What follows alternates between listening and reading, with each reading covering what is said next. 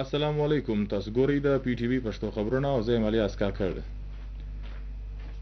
وزیر اعظم محمد شهباز شریف ته د امریکې د بهرنیو چارو وزیر مارکو روبینو ټلیفون کړی دی. وزیر اعظم وویل چې د ایران او اسرائیل په جنگ بندي کې صدر ټرمپ ډیر په زړه پورې مشرتوب وکړي. موږ د پاک بھارت په جنگ بندي کې هم د امریکې د کردار مننه کوو. هغه زیاته کړه چې پاکستان په منځني ختیځ کې د امن لپاره ښه کردار ترسره کوي.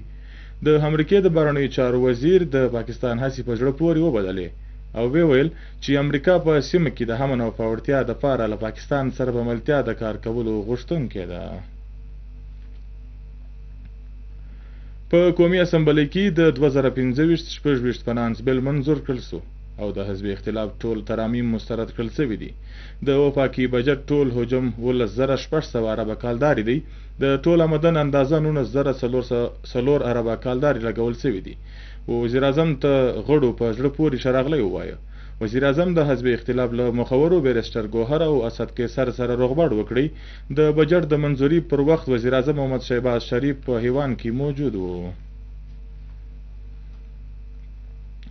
وزیر اعظم شهباز شریف د وفاقي کابینې په غونډه کې د خبرو پر مهال وویل چې د ایران او اسرائیل تر مابین د جنگ بندېدل په زړه پورې خبره ده. پاکستان په شډول د ایران ملاتړ وکړي. ایران د پاکستان د سیاسي او عسکري مشرتابه په څنګ کې د ولس ستاینه کړې ده چې په تیرو وختونو کې داسې نه و سوي.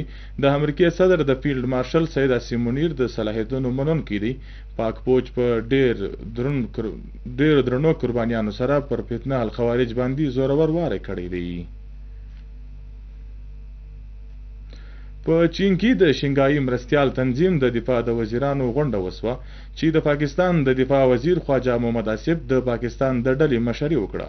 د پاکستان د دفاع وزیر څرګنده کړه چې ترهګرۍ یو ګډه اندېښنه ده. هغه ټینګار وکړي چې د دې د مخنیوي لپاره ګډې هڅې او تړاو لرونکي ګامونه اخیستل پکار دي. هغه وویل چې د دنیا دی په بلوچستان کې د جعفر ایکسپریس غونډې ترهګرۍ په پیښو کې د لاس لرونکي احتساب وکړي او د هغوی د مالي ملاتړ کوونکو سرپرستانو لاس دې وپیچي. د نړیوال امن او سلامتیا لپاره ضروري ده چې د کشمیر او فلسطین ستونزې هوارې کړل شي. د دفاع وزیر د غزې پر چاپیریال د ژورې اندېښنې څرګندونه وکړه. د شنګای مرستیال تنظیم په غونډه کې پاکستان ډېر لویه کامیابي ترلاسه کړې ده او بھارت له شرمندګۍ سره مخامخ شو. په ګډه اعلامیه کې بھارت له پاکستان سره د پهلګام د پیښې په تړاو کې له ناکامۍ سره مخامخ شو. بھارت د خپلې شرمندګۍ پټولو دپاره پر ګډه اعلامیه باندې له لاسلیک کولو څخه انکار وکړي. پر پهلګام پیښه باندې بھارت په سفارتي توګه بیخي یوازې پاتې شو. هیڅ یوه غړي هېواد د بھارت د دریځ ملاتړ نه وکړي.